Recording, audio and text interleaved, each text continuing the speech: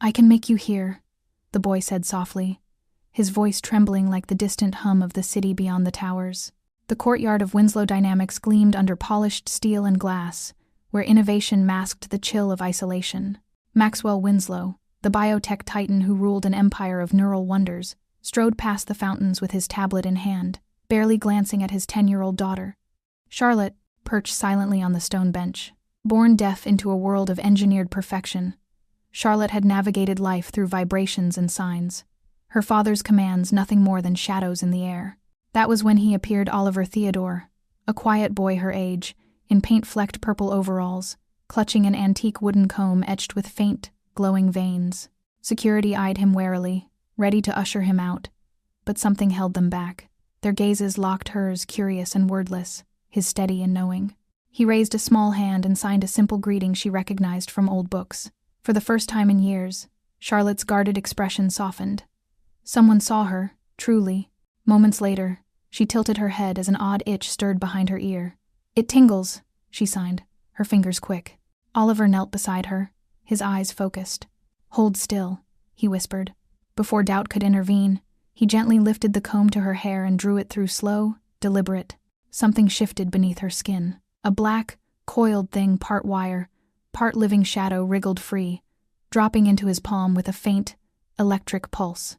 Charlotte gasped, and then sound. The rush of water in the fountain crashed like thunder, raw and overwhelming. Her hands flew to her ears as her own voice escaped, shaky but alive. "I hear it?" Oliver paused, his face a mix of wonder and caution. "You weren't broken," he murmured, "just tuned wrong." For the first time in a decade, the silent fortress of Winslow Tower cracked open, and in its heart, a boy from the edges had unlocked what no empire's fortune could claim. He had given a girl back her world. Maxwell Winslow could hardly draw breath, as his daughter's voice rippled through the metallic courtyard. "Dad," the word fragile, newborn, but piercing. Time seemed to halt. The rippling water paused mid-splash. The whispering aides turned, frozen, and Maxwell's realm of precision and power fractured in raw astonishment. Then fury surged. He surged forward, seizing Charlotte's arm and pulling her close. "Who are you?" he demanded of Oliver. "Guards now." His command bounced off the steel pillars, harsh and unyielding. But before security closed in, Charlotte spoke again, hoarse but defiant. "Don't hurt him." Maxwell stilled. That voice, his daughter's, struck deeper than any crisis. For years, he'd poured billions into cures, assembling teams of geniuses, crafting prototypes. Yet a boy in worn overalls had achieved it in moments. "Before we continue, please subscribe," my mum said. "I can't reach 1,000 subscribers, so prove her wrong." At the Winslow Medical Wing, pandemonium unfolded. Sterile lights buzzed overhead, screens flickered with scans, experts in white coats encircled Charlotte. Maxwell paced behind the observation glass, his fists tight not from worry alone, but from a shadow of dread. The lead neural specialist approached, tablet glowing, tone smooth with practiced assurance. "Extraordinary, Mr. Winslow. The anomaly has been extracted. Full auditory restoration seems viable for now." "Viable?" Maxwell snarled. "A street kid undid what your labs couldn't in 10 years, and you call it viable?" The specialist shifted, eyes darting. "We adhered to every protocol." "Protocols?" Maxwell's voice splintered. "You drained my resources, vowed breakthroughs, and never once probed deeper." Beside him, Oliver stepped up, his whisper cutting the clinical hum. "They didn't search because it wasn't profitable. They saw your name, your wealth, not her silence." Maxwell whirled on him, ire flashing, but beneath it, a dawning fracture reality. The specialist exhaled and slid an encrypted file across the console. "You need to review this." Within were layers of trial logs, approvals, and buried directives from Project Echo's inception. But the final entry halted Maxwell. "Suppress auditory activation to sustain R&D funding. Winslow Air, optimal long-term subject." He glared at the text, the code blurring in his vision. They had engineered her quiet, turned his daughter into a perpetual trial, a vault for their secrets. Maxwell's grip crushed the edge of the console until his fingers ached. "You abominations," he breathed, voice fracturing. "You engineered my child's silence for profit." Oliver stood quiet, eyes alight with quiet resolve. Now, for the first time, Maxwell Winslow, visionary of biotech frontiers, master of tomorrow, confronted a deeper void. Not the silence in her ears, but the one in his soul that had tuned out her humanity. The medical suite felt too stark, too engineered for the storm brewing in Maxwell Winslow's mind. The revelation clawed at him like static interference. They had profited from her stillness, not accident, not destiny, but design. Suits in boardrooms, billing cycles disguised as compassion, and he'd authorized every line. He sank beside Charlotte's recovery bed, watching her trace patterns on the sheets, as if mapping the new echoes in her head. "You're safe now," he murmured, though his tone wavered. "I'll make this right." Charlotte turned, her gaze searching, alive. Her lips parted hesitantly. "Not your fault," she said, the words wobbling like a signal finding frequency. Maxwell's breath caught. For a decade, he'd mistaken funding experts with devotion, innovation with intimacy, but in the soft whir of the monitors, he glimpsed the toll of his oversight, not just her muted world, but his own echoed emptiness. Behind him, Oliver lingered by the doorway, the comb still warm in his pocket from the extraction. He offered no words, no demand. His presence alone reflected back Maxwell's blind spots, not the empire builder, but a father adrift from his own blood. He faced the boy. How did you sense it? What made you act?" Oliver met his stare evenly. "Because I saw her," he replied gently. "Everyone else chased the tech. I chased the hum." The answer settled like a clear tone amid noise. Maxwell released a ragged breath. "You're just a child. How do you speak with such clarity?" A faint shrug. "Out there, you tune into what's hidden, the frequencies no one else catches." The room hushed, save for Charlotte's steady breaths. For the first time, Maxwell understood quiet didn't equate to absence. It could invite true attunement. He reached for his daughter, fingers grazing her braided hair. "I've been blocked too," he confessed. That evening, as the tower's lights pierced the dusk, Maxwell vowed not to his board, not to his legacy, but to the girl resting nearby. He would dismantle every circuit that commodified suffering. He would cease buying solutions and begin unearthing truths, because for the first time, Maxwell Winslow had tuned in not via his inventions, but through a boy who proved that empires rose on code. But silence shattered with simple resonance. By dawn, the skyline loomed heavier, laced with unspoken code. Maxwell walked with Oliver and Charlotte through the gleaming halls, the air sharp with possibility. Charlotte gripped her father's hand, flinching at each distant echo sound fresh, vivid, daunting like a symphony just awakening. In the quiet of the executive suite, words hung unspoken. Maxwell sought Oliver by the window, overlooking the metallic sprawl. "Why aid her?" he asked low. "You owed us nothing." Oliver's eyes held steady, a flicker of old shadows. "Because no one aided my friends," he said. "They got enhanced in places like this. Lost their voices forever. I know the cost when progress prices out the innocent." The confession landed like a disrupted wave. Maxwell nodded, resolve hardening. "Then guide me to amend it. Not with labs, with honesty." Oliver's expression eased. "Begin by tuning into her," he advised. "That's the first frequency." That night, Maxwell knelt by Charlotte's side as she explored the night's subtle chorus, the vent's whisper, her own pulse. "What do you sense?" he inquired softly. She smiled, tentative but bright. "All of it." His heart sinked. He drew her near. "Then you'll never face blockage again. Not on my watch." Outside, the city pulsed faintly, and Oliver melted into the corridors, his form a quiet echo against the steel.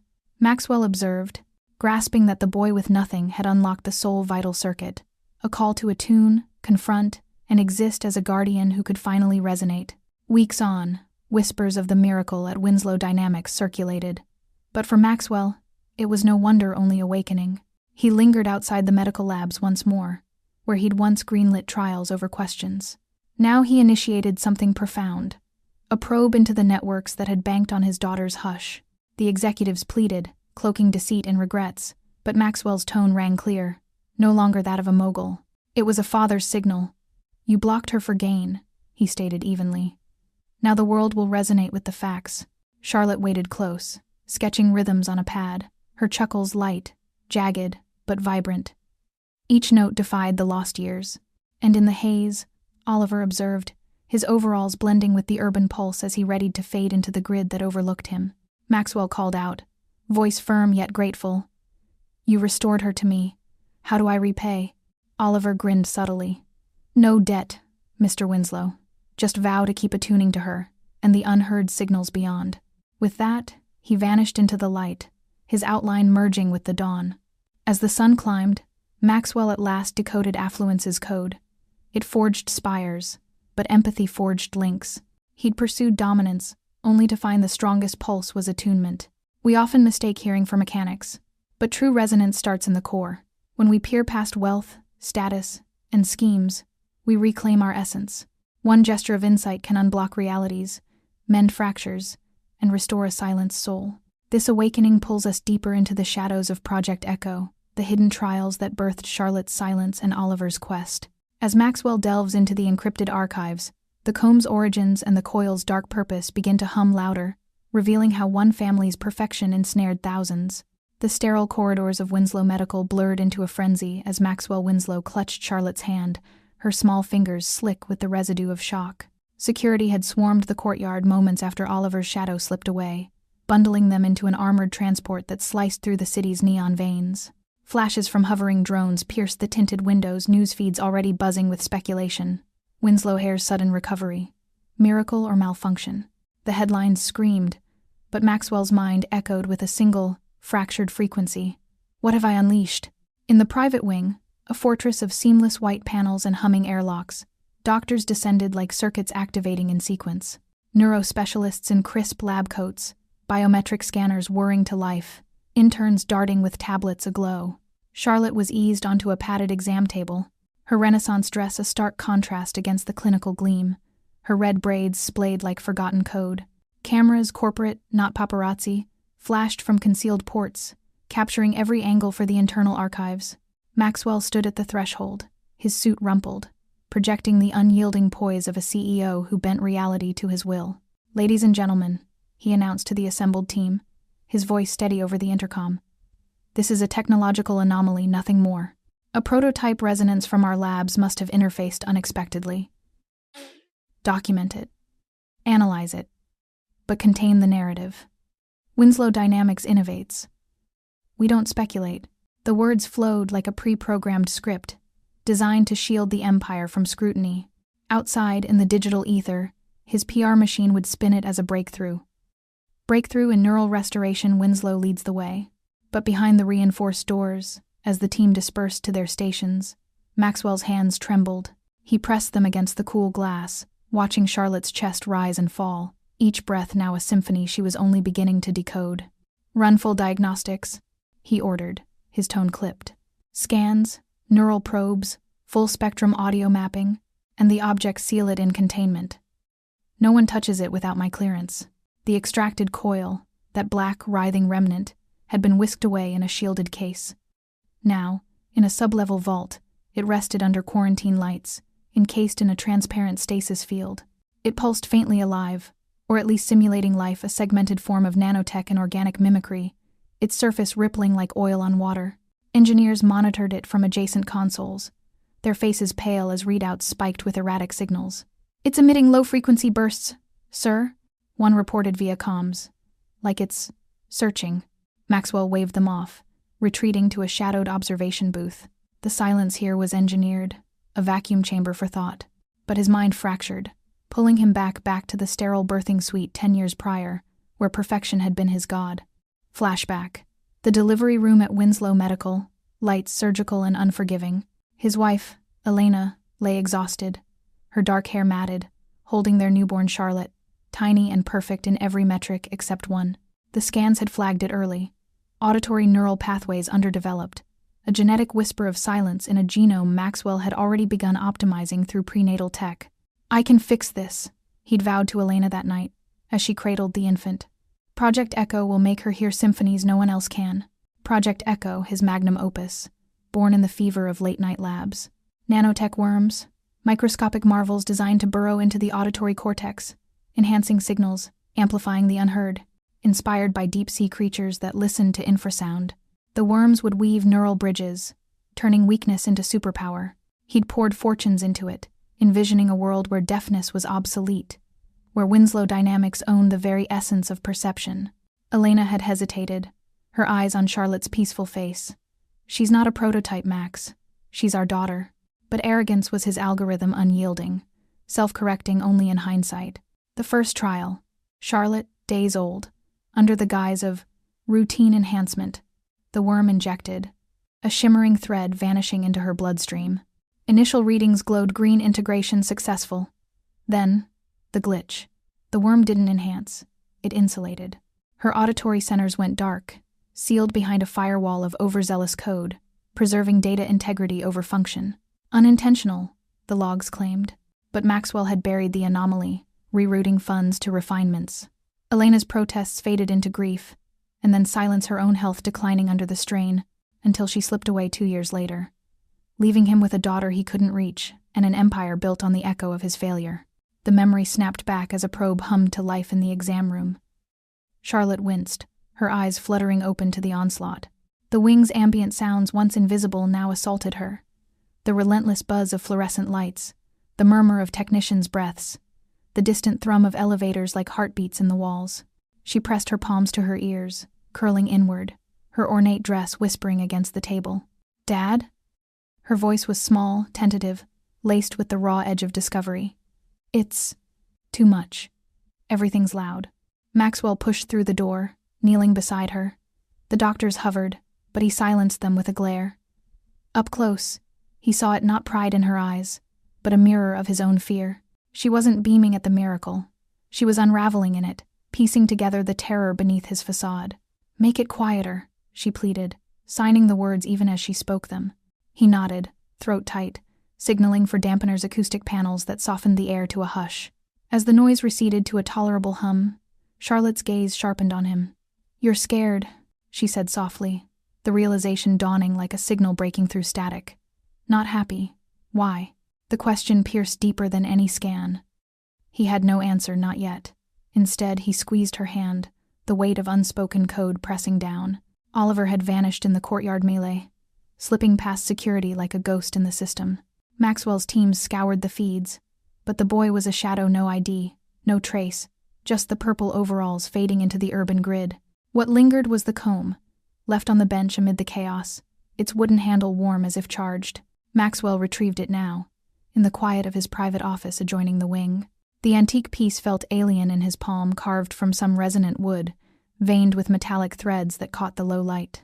He turned it over, and there, etched in fine script on the back, "To free the blocked, tune the hum."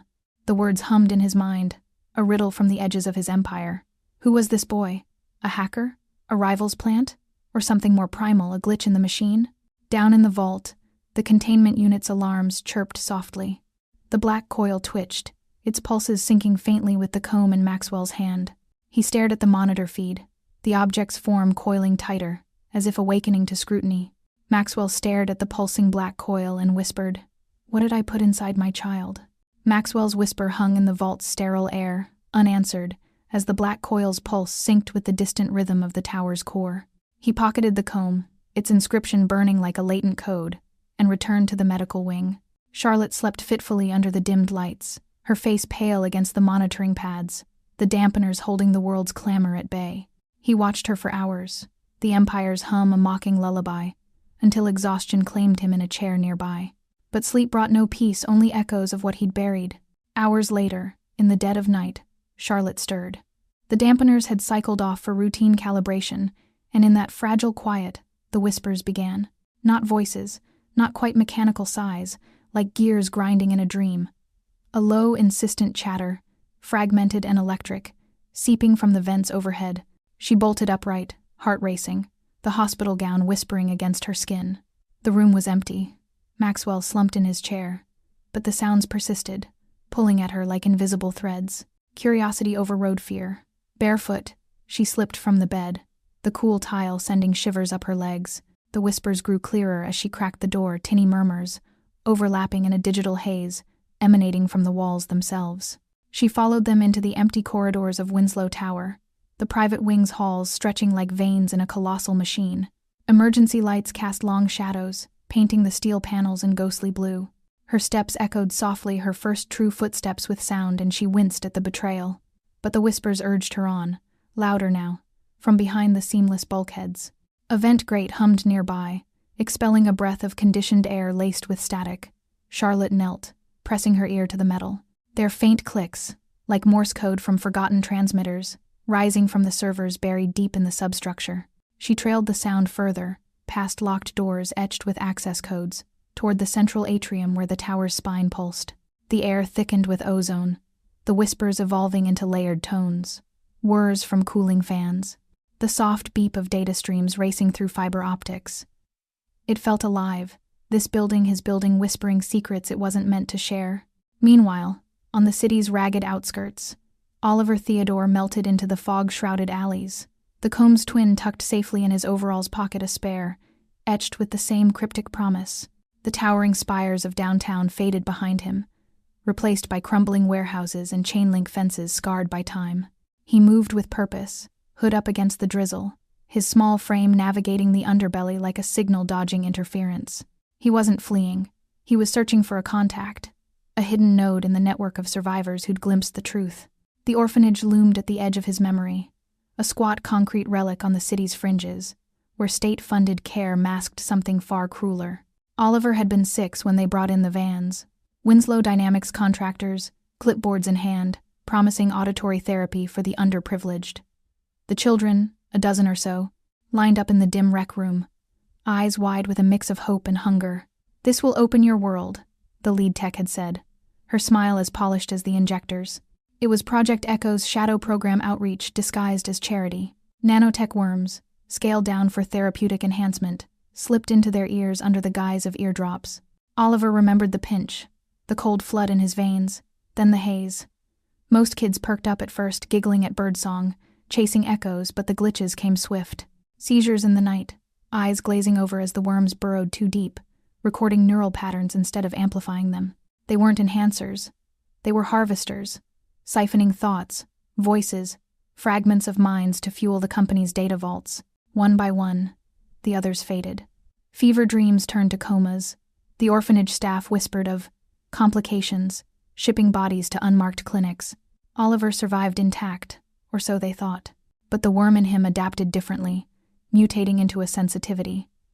He could hear the machines now, their hidden frequencies, the infrasonic hums that bled through walls, carrying echoes of the lost. It was a curse and a gift, tuning him to the Empire's undercurrent. His father, a disgraced engineer who'd built the first resonance tools before vanishing, had left him the combs as a legacy. Tune the hum to free what's blocked. Oliver ducked into an abandoned lot, where graffiti masked a rusted door. He knocked a pattern 3 short, too long, and it creaked open. Inside, a flickering lantern lit a circle of faces. Other survivors, older kids with scarred ears and haunted eyes, trading whispers of sightings. The towers lighting up, one murmured, frequencies spiking. Oliver nodded, sharing what he'd seen the coil from Charlotte, pulsing like a beacon. "It's starting," he said. "The recordings are waking." Back in the tower's depths, Charlotte reached a service junction, the whispers cresting into something human or almost. She pried open a panel with trembling fingers, revealing a nest of glowing cables snaking into the dark. The sounds poured out now, distorted voices, children's cries warped through static, data streams that mimicked thoughts. "Help. It hurts. Why can't I wake?" Layered in a cacophony of lost signals. She staggered back, hands clamped over her ears, but the coil's absence had tuned her too sharply.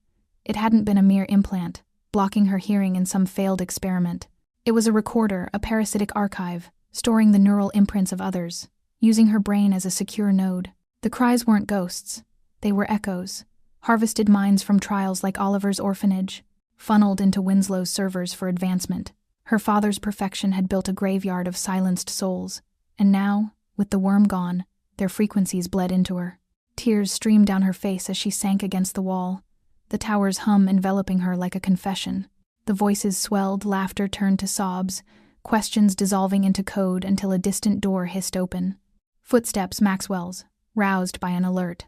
But Charlotte couldn't move, caught in the web of truths her silence had hidden. On a rooftop far below, Oliver climbed to the edge, the city sprawl glittering like a neural net.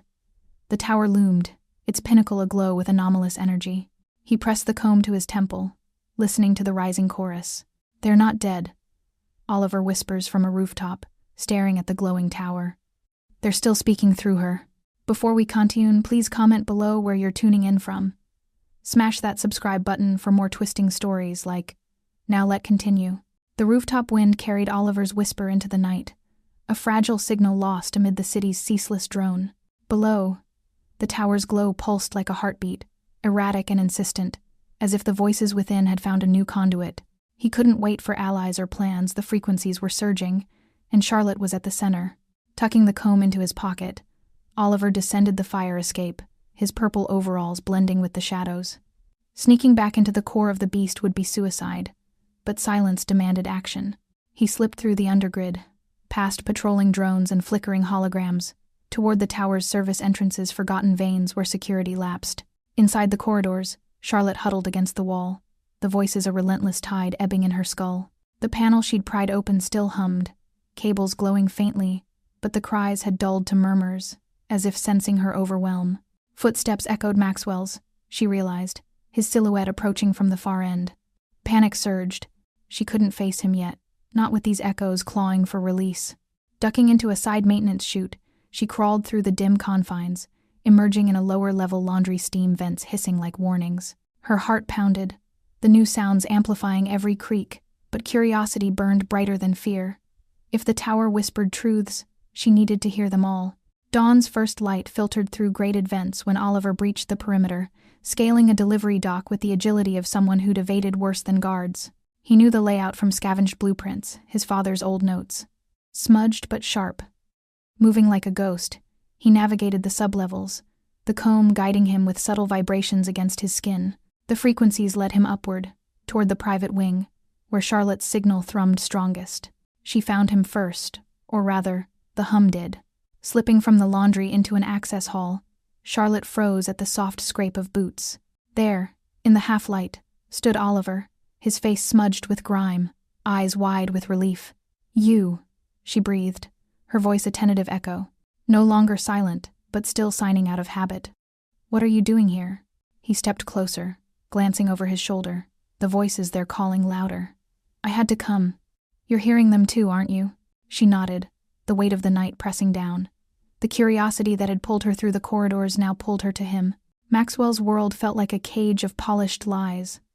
Oliver was the key that had already turned once. "Show me," she whispered, "what they mean." Together, they moved in secrecy, children against the machine, ducking into service lifts and shadowed ducts. Oliver led her to a forgotten terminal in the tower's archival underbelly, a relic station jury-rigged with exposed ports. "My dad built tools like this," he murmured, pulling a makeshift decoder from his pocket, a tangle of wires and the comb's metallic veins. "It tunes into the back channels." Charlotte watched, mesmerized, as he interfaced the device. Her fingers hovered over the console, now alive with her touch, sound guiding her where sight once sufficed. The screen flickered to life, bypassing outer firewalls with a series of low beeps that resonated in her bones. "Restricted archives," Oliver said, voice hushed. "Project Echo Core." The vault unfolded before them, layers of encrypted data, a digital mausoleum glowing in cold blue.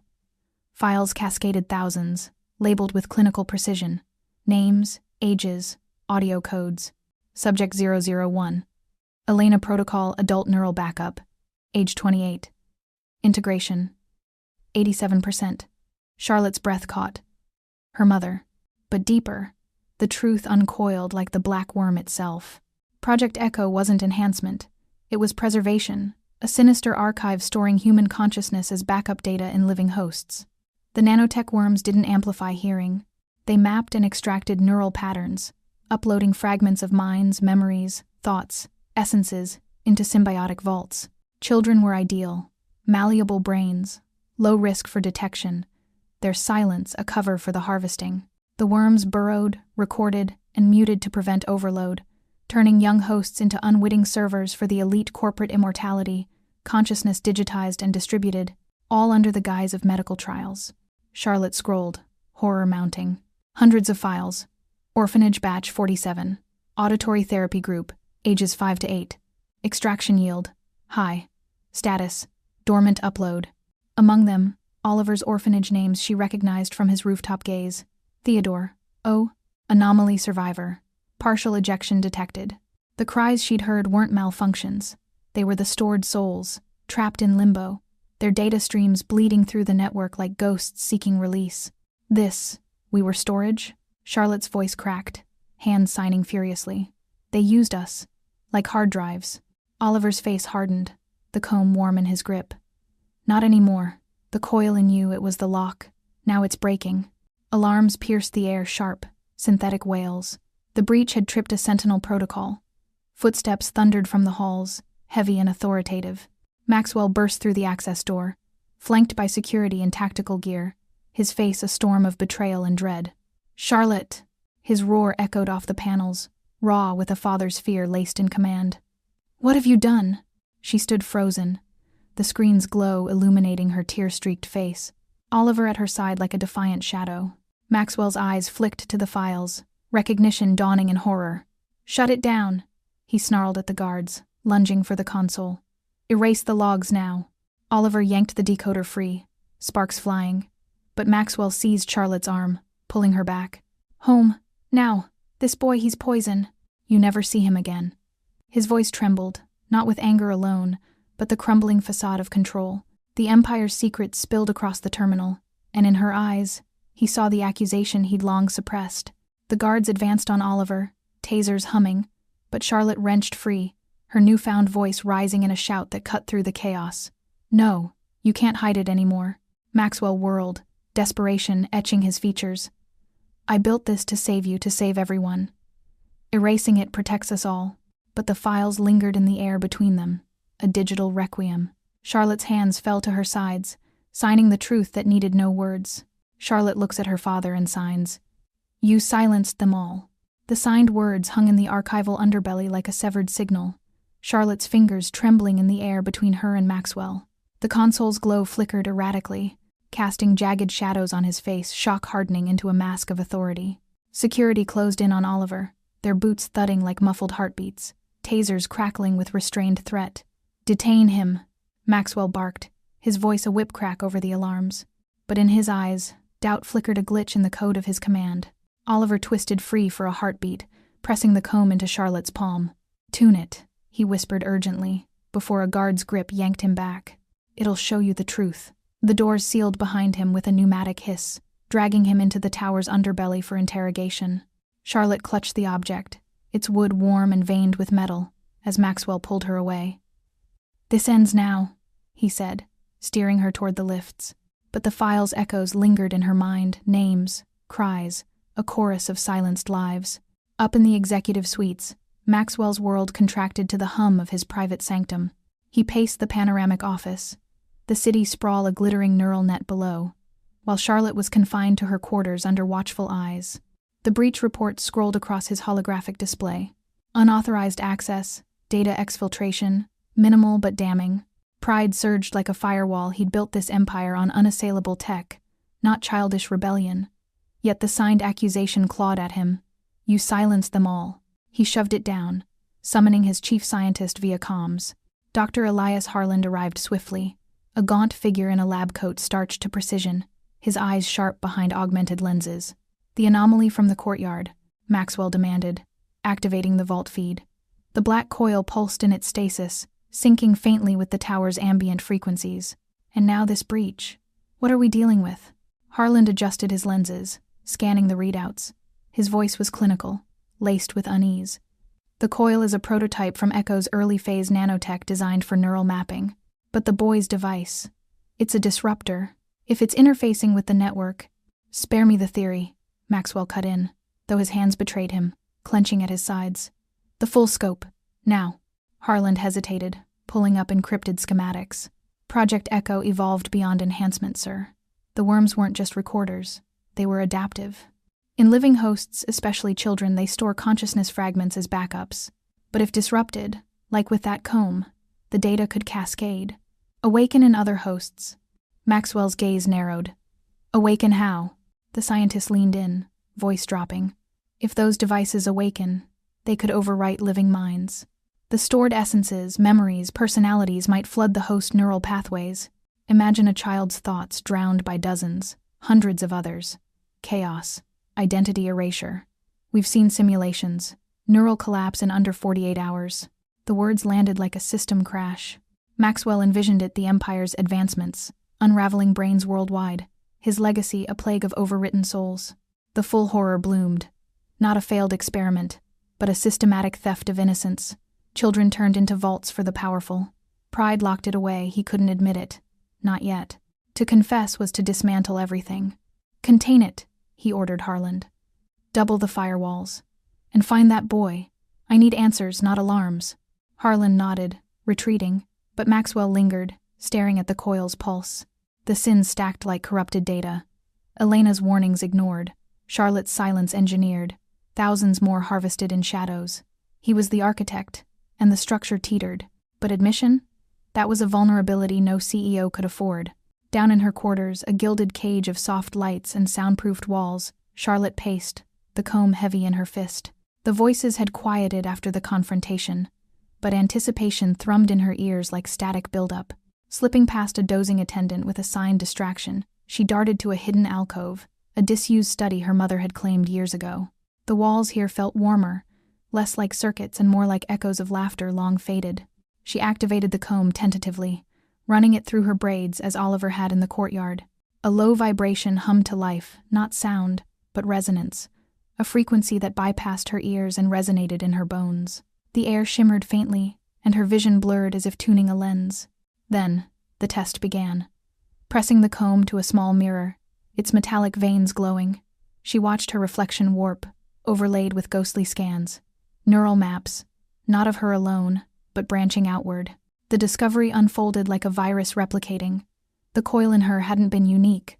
A prototype, yes, but one of legions. The comb disrupted the signal, revealing a global web. Faint hums echoing from hosts worldwide. Thousands, perhaps millions of children, their skins alive with dormant worms, pulsing beneath the surface in orphanages, clinics, underserved streets. Files ghosted across her mind's eye. Batch 203. Southeast Asia Outreach, 1,247 subjects. Status: active dormancy. Cries she'd heard before, now visualized tiny figures in distant feeds, oblivious to the parasites weaving their thoughts into data streams. Charlotte gasped, dropping the comb as the resonance spiked. It wasn't just recording, the worms linked, a hive mind of stolen essences, waiting for a trigger. Her own extraction had sent ripples the first domino in a cascade. The voices returned, not whispers now, but a swelling tide, distorting the room's quiet. Meanwhile, in the detention cells below, Oliver endured the interrogator's glare, his small frame unyielding. When a guard slipped, perhaps bribed by a sympathetic tech, he bolted, retracing vents to the upper levels. The comb's twin guided him, its hum syncing with Charlotte's. He found her in the alcove, slumped against the wall, eyes wide with the overload. "Charlotte." He knelt, retrieving the comb. "What did you see?" She looked up, voice fracturing. "So many, like me, humming inside them. The coil, it connected us all." Oliver nodded, his face grave. "My father made these combs for that. He was an acoustic engineer at Winslow, top of the neural division. Worked on Echo's prototypes until he saw the truth. The worms weren't helping. They were harvesting. He built the disruptors from rare wood resonance oak, hybridized with anti-frequency alloys to break the links. But they disappeared him for it. Called it industrial espionage. Left me with the combs and a warning. Tune the hum before it tunes you. Charlotte's hands shook as she signed. He knew, and they silenced him too? "Yeah," Oliver said softly. "Like the rest. But we can wake them, free them if we reach the core."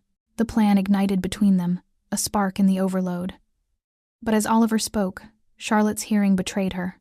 The alcove's hush shattered. The tick of a distant clock became a hammer strike, the vent's sigh a gale-force roar. Whispers escalated children's voices, raw and pleading.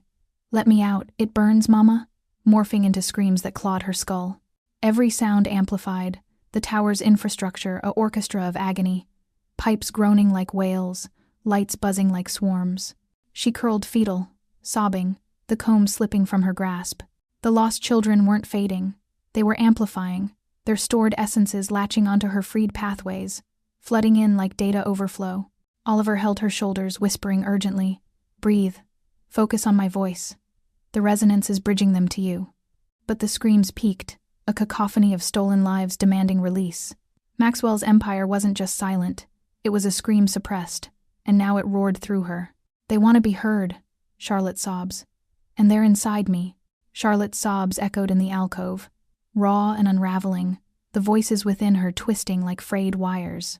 Oliver pressed the comb to her temple, its resonance humming a counterfrequency, a fragile dam against the flood. "Hold on," he urged, his voice a steady anchor amid the storm. The metallic veins glowed faintly, tuning her neural pathways, muting the screams to a distant murmur. But it was temporary, a patch on a crumbling system. The true fix lay deeper, in the tower's heart, the central core, where Echo's backups pulsed, hoarding the stolen essences of thousands. As dawn bled through the windows, the resonance held, but the world outside began to fracture. In the night's shadows, Dr. Harlan Maxwell's chief scientist, conscience pricked by the breach, had acted. From a secure terminal in his lab, he'd siphoned the core files, Project Echo's blueprints, subject logs, the horrifying truth of consciousness harvested from children. Encrypted bursts flew to anonymous drops, news outlets, activist nets, global feeds. By morning, the leaks ignited. Headlines erupted across the digital sprawl. Winslow Dynamics, biotech empire or child mind theft. Screenshots of files scrolled endlessly, names, ages, the black coil's schematics. The media frenzy built like a viral algorithm. Whistleblower claims amplifying the horror. They turned orphans into data farms. Social streams overflowed with outrage. Hashtags pulsing number echo silence, number free the minds. Outside Winslow Tower, the courtyard that once gleamed in isolation now seethed. Protesters gathered by the hundreds, then thousands, parents clutching faded photos of lost children. Activists waving holographic banners decrying corporate vampirism. Chants rose like a human frequency, drowning the security drone's warnings. Silence the thieves, release the voices. Barricades buckled under the press, flares arcing into the steel sky, casting the tower in flickering red. The air thrummed with fury, a counterpoint to the mechanical hum within. Maxwell watched from his office, the panoramic view a battlefield. His comms exploded, board members demanding emergency calls, investors pulling funds in a cascade of sell-offs. Stock tickers plummeted, the empire's value hemorrhaging billions in minutes. "Contain it," he snarled into the holo conference, his face a mask of iron control. PR spin. Fabricated leaks from competitors. Double the legal firewalls, sue the sources dry. But the board fractured. Evelyn Voss, the steely finance chair, leaned in from her feed. "Maxwell, this isn't a glitch. The files name us trials on infants. Consciousness theft. Resign now, or we vote you out." Murmurs rippled. Allies peeled away. Fortunes tied to the sinking ship. Maxwell's hands clenched the console. Pride a vice, he'd built this from code and conviction, not to crumble under mob noise. "I'll handle the press," he declared. "A conference. Full transparency on my terms." The call ended, but control slipped like sand, his fortune a digital ghost. Inside the tower, the collapse mirrored the chaos without. Servers in the sublevels whined, strange interference surging through the network, ripples from Charlotte's extraction, amplified by the comb's resonance. Lights flickered in corridors, consoles glitching with phantom cries. "Help, let go," static-laced pleas bleeding from speakers. Engineers scrambled, firewalls buckling as data streams rebelled, the stored essences stirring like awakened code. Alarms wailed softly, a prelude to systemic failure. Maxwell called the press conference in the grand atrium, a calculated stage. Towering screens for projections, security rings to contain the storm. Charlotte was wheeled in, pale but composed. Oliver smuggled nearby in disguise a maintenance tech's jumpsuit, the comb hidden. "Show strength," Maxwell coached her privately, his voice softening for a flicker. "We're the innovators, not the villains." But her eyes held the weight of the voices, subdued but simmering. The feeds went live. Global audiences tuning in, protesters' chants filtering through the barriers. Maxwell stepped to the podium, suit impeccable, voice resonant. "Ladies and gentlemen, the allegations are distortions of groundbreaking work. Project Echo was about enhancement, giving voices to the voiceless." Flashes popped, questions hurled like barbs. "What about the mind harvesting? How many children?" Charlotte sat beside him, hands folded, but the interference crested. The atrium's speakers crackled first a hum, then whispers, escalating to a chorus of children's wails, distorted and desperate. "Mama? It hurts." The voices poured from vents, screens, even the podium mic digital ghosts unleashed, their backups destabilizing in the surge. Charlotte gasped, clutching her head. The overload hit like a wave. Every chant outside became a thunderclap, the cries inside a hurricane. Her vision tunneled, the atrium spinning in auditory chaos, protesters' roars merging with the essences, thousands of lost minds clamoring through her freed pathways. She collapsed from the chair, crumpling to the stage in a heap, sobs wrenched from her throat. "Charlotte!" Maxwell lunged, cradling her as medics swarmed. The feeds captured it all, raw, unfiltered, amplifying the scandal. Oliver pushed through the fray, feigning aid, the comb slipping into his hand. He knelt beside her, drawing it through her hair in a swift arc. The resonance hummed, stabilizing her frequencies, a brief harmony cutting the noise, the voices receding to echoes. But as she stirred, gasping, Oliver met Maxwell's gaze. "This is temporary," he said low, urgent. "The core, it's the source. All the backups, the stolen minds, they're housed there. Destroy it, and the cascade stops. Free them all." Maxwell's face twisted, refusal etched deep. The core was the Empire's soul, proprietary data worth trillions. The key to immortality tech. "No," he hissed, pulling Charlotte closer. "We fix this. Contain it." Pride armored him. Admission meant ruin. The board's noose tightening. The medics stabilized her. But the cries lingered in her ears, a persistent throb. As they wheeled her away, Charlotte's hand gripped his sleeve, her voice breaking through the haze, small, pleading, the most haunting sound he'd ever heard. "Please, make it stop." The words pierced, a daughter's desperation cracking his resolve. The Empire's hum faltered around them, servers groaning in sympathy. Maxwell lifts the comb himself for the first time. Maxwell's fingers closed around the comb, its wooden handle rough against his palm, the metallic veins cool and insistent. The atrium's chaos swirled around them, medics shouting, feeds capturing every gasp, but Charlotte's plea echoed louder, a frequency that bypassed his defenses. "Please, make it stop." Her voice, fragile yet piercing, cracked the armor of his empire. Oliver watched him, eyes steady, the weight of unspoken alliance hanging in the air. Outside, thunder rumbled, a storm brewing over the city, dark clouds swallowing the spires like encroaching code. "We go to the core," Maxwell said finally, his voice low, resolute. "No more delays, no boardroom maneuvers." The leaks had spread the truth. The protesters' chants blended with the rising wind, a human storm mirroring the one within. Security parted at his command, Oliver slipping into their shadow as they bundled Charlotte into a private lift. Sub-levels. Maxwell ordered the system, overriding protocols with a retinal scan. The doors sealed, descending into the tower's bowels, the storm's fury muffled above. Rain lashed the upper levels, lightning fracturing the sky in jagged bursts. But down here, the world narrowed to the hum, a deep, organic thrum that vibrated through the walls. The sublevels unfolded in sterile corridors, emergency lights casting crimson pools on grated floors. Charlotte leaned on Maxwell, her steps unsteady, the comb now tucked in her pocket like a talisman. Her hearing flickered erratically. Moments of profound silence, where the lifts whir vanished, followed by chaotic overloads, the drip of condensation exploding like gunfire, Oliver's breaths rasping like gales. Oliver led the way, his knowledge pieced from his father's notes. "The core's the nexus," he murmured. "All the backups converge there, millions of patterns, stored like veins in a heart." Maxwell nodded grimly, the scientist in him mapping the path, the father dreading the destination. Alarms chirped faintly in the distance, servers still glitching from the interference, but they pressed on, the air growing thicker, laced with ozone and the faint, metallic tang of overclocked circuits. The final bulkhead parted with a hydraulic sigh, revealing the resonance core chamber, a vast, cavernous vault pulsing with bioluminescent glow. The core dominated the center, a colossal sphere of interwoven conduits and neural webs, suspended in a web of coolant mists. It hummed, a living machine, alive with the stolen rhythms of millions. Holographic monitors encircled it, displaying cascades of data, waveforms of thoughts, echoes of laughter and cries, neural patterns harvested from children across the globe. Black coils, thousands of them, pulsed on the screens like veins, writhing in digital simulation, their real counterparts dormant in hosts worldwide. Charlotte staggered forward, the hum enveloping her like a tide. Silence gripped her, first deaf to the core's song, then chaos erupted, the machine's pulse thundering in her skull, voices swelling in a disharmonic chorus. "Run! Hold me! Why?" Fragments of lives, overlapping in agony. She clutched her ears, knees buckling.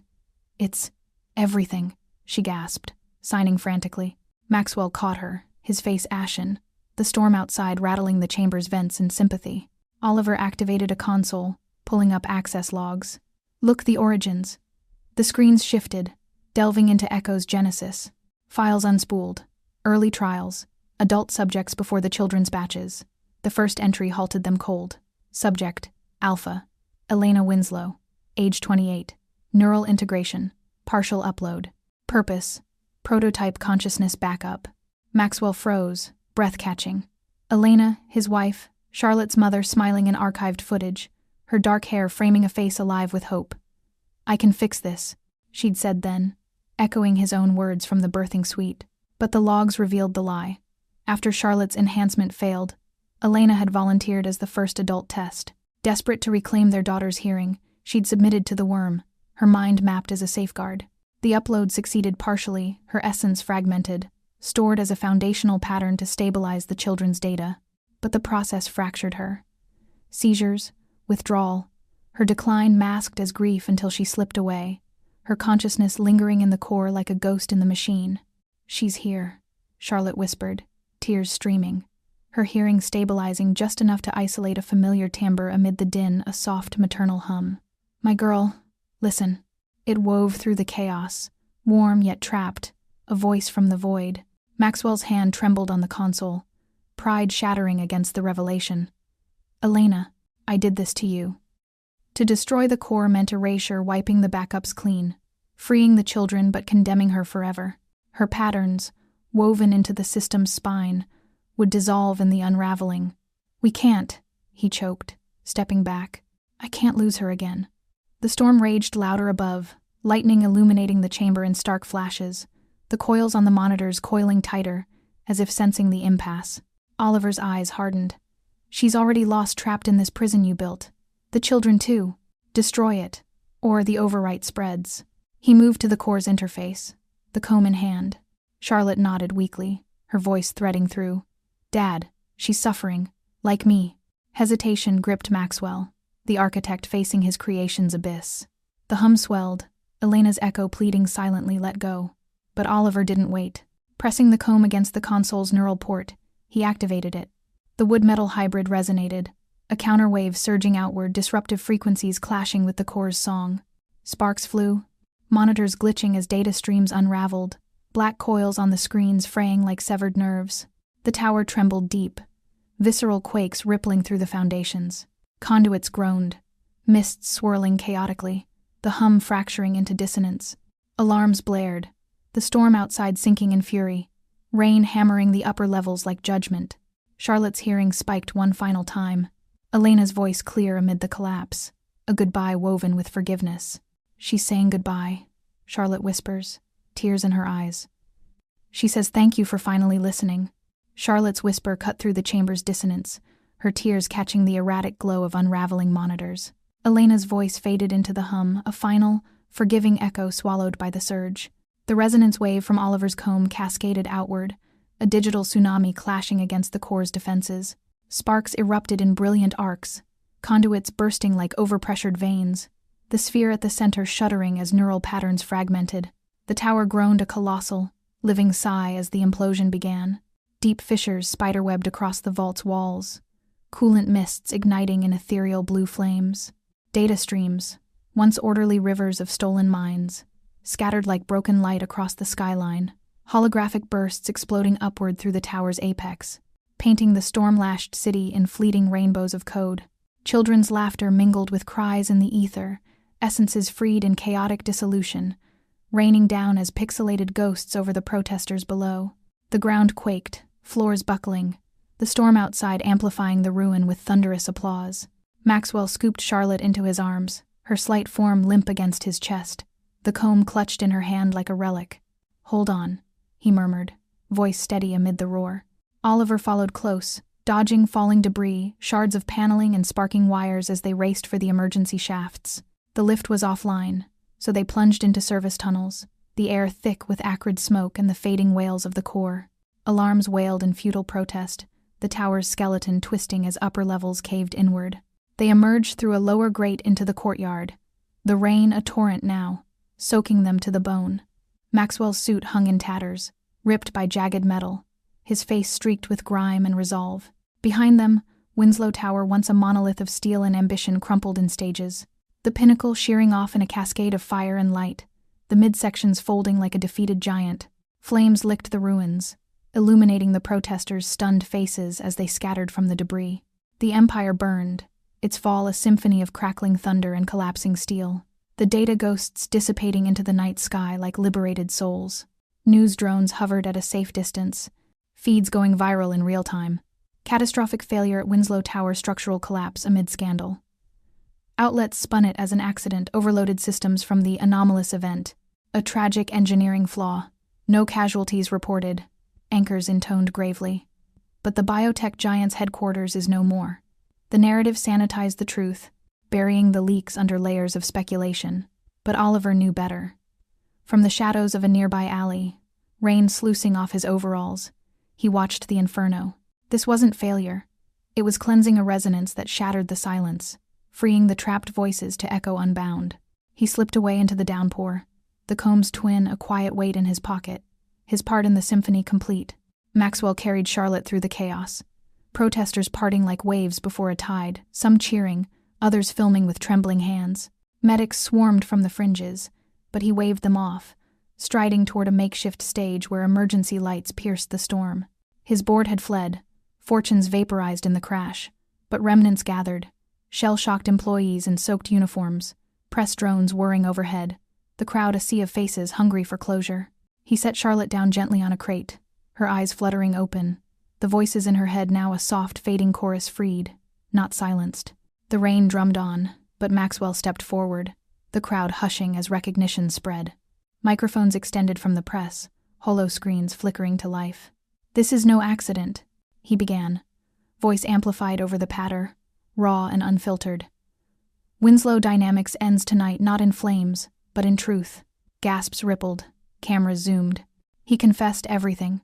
Project Echo's genesis in his arrogance, the nanotech worms harvesting children's minds for corporate eternity, Elena's sacrifice buried in the core, Charlotte's silence engineered as the first casualty. "I built an empire on stolen voices," he said, meeting the eyes of his former employees, technicians who'd coded the horrors, executives who'd profited. "We turned innocence into data, dreams into backups. For progress? No, for power. I silenced them all." The words hung heavy, the crowd erupting in a mix of outrage and awe. Protesters surged closer, not with fury now, but vindication, tears mingling with rain. Employees wept, some nodding in shared guilt. The press broadcast live, the confession a global reckoning. Sirens wailed in the distance, authorities closing in, warrants flashing on feeds for fraud, experimentation violations, conspiracy. Maxwell stood unmoved, the weight lifting like static discharge. As agents in rain-slicked gear approached, cuffs glinting, Charlotte rose unsteadily, her hand finding his. "Dad," she whispered, voice clear amid the storm, signing the forgiveness her words amplified. "It's over. You're free." He knelt, embracing her. The arrest, a formality, now peace, settling in his chest, like resolved harmonics. The Empire's fall hadn't broken him. It had tuned him. "I built silence," Maxwell says. "Now I'll spend the rest of my life listening." Months later, the city had healed in patches, scars from the tower's fall etched into the skyline like faint waveforms. Rebuilt spires rising with cautious humility. The scandal's aftershocks lingered. Lawsuits dismantled the remnants of Winslow Dynamics. Reforms rippled through biotech regulations, and voices once archived now testified in courts and clinics. Maxwell, released on house arrest pending trials, spent his days in quiet advocacy, his confession a cornerstone for change. But for Charlotte, the true resonance lay ahead, not in echoes of the past, but in the living present. The humanitarian conference hummed in a sunlit auditorium on the city's edge, a gathering for victims of medical exploitation, survivors of Echo and similar shadows. Their stories woven into panels and pledges, banners fluttered with symbols of unlocked chains, the air alive with murmurs of shared healing. Charlotte stood backstage, her Renaissance-style dress traded for a simple white blouse and skirt, red braids tied back in quiet elegance. At 12 now, she carried the weight of her silence's end like a tuned instrument poised, but trembling at the strings. Her name echoed from the speakers. Charlotte Winslow. The crowd hundreds strong, faces etched with recognition hushed as she ascended the stage. Microphones gleamed under soft lights, the sea of eyes a gentle pressure. She gripped the podium, fingers tracing the comb's inscription in her pocket, a talisman from Oliver, now hers alone. Her voice emerged shaky at first, a hesitant note quivering in the vast space. I used to live in silence, she began, the words wobbling like a signal finding frequency. Pauses stretched, breaths steadying. But beauty infused each syllable clear, resonant, carrying the depth of years unheard. Not just without sound, but without being heard. My father built an empire that promised to fix me, but it stole from so many from children like me, turned into storage for secrets. From my mother, who gave everything to make me whole. The audience leaned in, some dabbing eyes, others nodding in quiet solidarity. Charlotte's gaze swept the room, her hearing now a gift and a guide picking up the subtle shifts. A stifled sob here, a supportive whisper there. Project Echo didn't enhance us. It erased us. But in the collapse, I heard them, the voices inside, crying for release. And I learned that true hearing isn't about machines. It's about listening to the unheard, seeing the blocked. Her voice strengthened, shaky edges smoothing into a beautiful cadence, words flowing like a melody reclaimed. She spoke of Oliver's quiet courage, the comb's hum, the storm that freed them all. We can't rebuild on silence. We must amplify the quiet ones, fund therapies without theft, protect the vulnerable from prophet's shadow. For every child still humming with hidden pain, we fight. Applause swelled as she finished, thunderous yet tender, the crowd rising in waves. Charlotte stepped back, chest heaving, a faint smile breaking through her first public echo, beautiful in its vulnerability. In the crowd's midst, Oliver watched from a shadowed aisle, his purple overalls faded but familiar, face half hidden under a cap. He'd come unannounced, drawn by the frequencies that still tuned him to her. As the ovation peaked, their eyes met across the space, a final, wordless connection. His smile faint and knowing, like a signal fading into the ether. He nodded once, then slipped away through the throng, melting into the sunlight outside, his path his own once more. That night, under a canopy of stars unmarred by tower lights, Charlotte returned to the modest home, her father now called Sanctuary, a quiet estate on the city's outskirts, Elena's garden reclaimed from weeds. The air was cool, scented with earth and blooming night jasmine, the dormant black coil sealed in a small glass jar retrieved from the ruins. Inert now, its pulses silenced. She knelt at the garden's edge, behind the stone bench where her mother once read stories in sign, the soil soft from recent rains. With careful hands, she dug a shallow hollow, the jar glinting faintly in the moonlight. Rest now, she whispered to it, and to the echoes it once held. The coil had been a thief. Burying it was restitution, returning its shadow to the ground. She covered it gently, patting the earth flat, a quiet rite under the whispering leaves. Rising, Charlotte lingered, the garden's hush enveloping her, not empty, but full of subtle life. Crickets' chorus, wind through branches, her own steady breath. Freedom hummed in the air, unengineered and pure. Silence taught me to listen, she says softly. Now, I'll make sure no one else lives without a voice. The wind hums faintly through the grass, a sound like freedom. And there it is, the echo of freedom ringing true. If this story resonated with you, like and share it with someone who needs to hear their own voice. Comment, would you bury the coil or fight the system? Subscribe for more cinematic tales of redemption, and click that next video on your screen. It's another hook that pulls you in deep. Thanks for listening. See you in the next frequency.